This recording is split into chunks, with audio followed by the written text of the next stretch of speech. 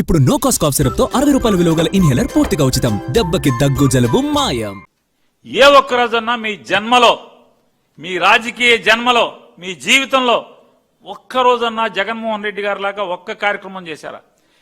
మీరు బెజవాడలో కూల్చినటువంటి అన్ని ఆలయాలు జేసీబీలతో ప్రొక్లైన్లతో కూలదయించినటువంటి ప్రతి ఆలయాన్ని జగన్మోహన్ రెడ్డి గారు నిర్మాణం చేయించాడు. మీరు క్రైస్తవుడు క్రైస్తవుడు క్రైస్తవుడు అని చెప్పని బురద చిమ్ముతున్నారు, విషం చిమ్ముతున్నారు కదా. కేవలం క్రిస్మస్ రోజు ఒక్క రోజే చర్చికి వెళ్ళేటువంటి మీరు క్రైస్తవుడిగా ముద్రేసి రాక్షస ఆనందాన్ని పొందుతున్నటువంటి ఆ వ్యక్తి జగన్మోహన్ రెడ్డి గారే కట్టించాడు. ఇవన్నీ మీరు బెజవాడలో కూలదేసిన ఆలయాల్ని కట్టించాడు. ఎవడో ఒక ఎదవ దుర్మార్గుడు జగన్మోహన్ రెడ్డి గారికి మతం అనే దాన్ని అంటిద్దామని రథాన్ని దహనం చేస్తే అంతర్వేదిలో రథాన్ని నిర్మాణం చేయించాడు.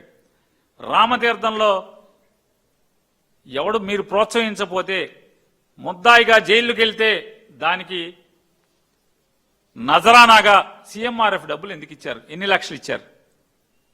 మరి పాపాలు మీరు చేస్తే ఆలయం కట్టించినాడు ఎవడు? అదొకటే కాదు ఈ రాష్ట్రంలో ఎన్ని వందల కోట్ల రూపాయలతో ఆలయం నిర్మాణం చేశారు.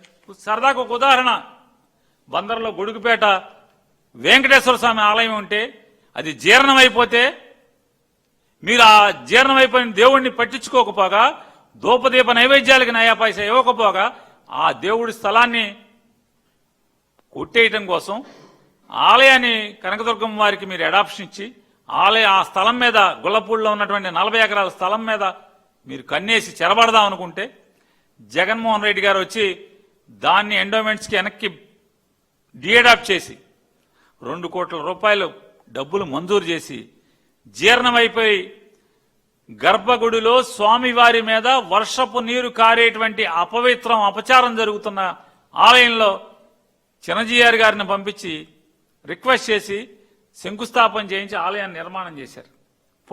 పునర్నిర్మాణం జరిగింది. ఇట్లాంటి అనేక ఆలయాలు. ఇవాళ శ్రీవాణి గురించి చంద్రబాబు నాయుడుకు పవన్ కళ్యాణ్ గారు సిగ్గు ఎగ్గు లేకుండా, దేవుడు అనేటువంటి పాపభీతి లేకుండా శ్రీవాణి ట్రస్ట్ డబ్బులు 500 దేవుడికి జమ చేస్తున్నారు, మిగతా డబ్బులు వెయ్యని చెప్పని పచ్చిగా పవన్ కళ్యాణ్ గారు మాట్లాడారు.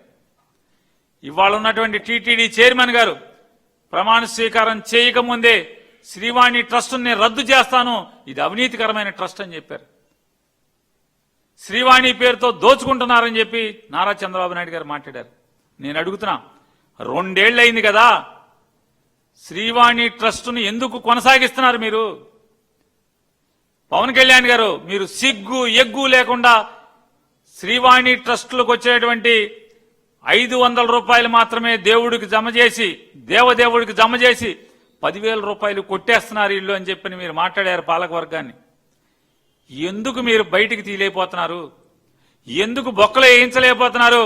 10,000 రూపాయలు శ్రీవాణి ట్రస్ట్లో కొట్టేసిన వాళ్ళని ఆ ట్రస్ట్ను ఎందుకు మీరు కొనసాగిస్తున్నారు? అంటే మీరు కూడా దుబ్బేస్తున్నారా? నిందలేశారు కదా, అవినీతి బురద జిమ్మారు కదా, ఏమైంది? శ్రీవాణి ట్రస్ట్ని ఎందుకు మీరు ముయ్యటం లేదు? ఎందుకు ముయ్యట్లా? శ్రీవాణి ట్రస్ట్ శ్రీవారి టెంపుల్స్ని పునర్నిర్మాణం చేసేటువంటి ఆ ట్రస్ట్ ద్వారా జగన్మోహన్ రెడ్డి గారి సంకల్పంతో, ఆలోచనతో బ్లాక్లో ఎట్లాగూ టికెట్లు అమ్ముతున్నారు, బ్లాక్లో టికెట్లు కొంటున్నారు. నారా చంద్రబాబు నాయుడు గారు, నేను మిమ్మల్ని ఛాలెంజ్ చేస్తున్నా. మీకు నిజంగా నిజాయితీ ఉంటే గనక, శ్రీ వెంకటేశ్వర స్వామి మీద మీకు భక్తే ఉంటే గనక, ఇవాళ కొండ మీద జరిగేటువంటి అవినీతి అపచారాల్ని మీరు చూడరా? మీరు కనపడరా? మీకు కనపడవా అని అడుగుతున్నాను. రూమ్ ఇవ్వాలంటే ఎంత తీసుకుంటున్నారు కొండ మీద? ఇవాళ అంటే దర్శనం టికెట్ ఆల్రెడీ ఆన్లైన్లో కొనుక్కున్న వాళ్ళు రూమ్ కావాలంటే ఎంత డబ్బులు తీసుకుంటున్నారు? 1,500 నుంచి 2,000 రూపాయలు నిర్లజ్జగా బరి తెగించి ఆలయ కౌంటర్లో తీసుకుంటున్నారని ఏ భక్తుడిని అడిగినా చెప్తున్నారో చెప్పట్లేదా? కొండ దిగొచ్చిన ప్రతి భక్తుడు చెప్తున్నాడు కదా, అవినీతి పెచ్చు పేరిపోయింది చంద్రబాబు నాయుడు కాలంలో అని చెప్పి.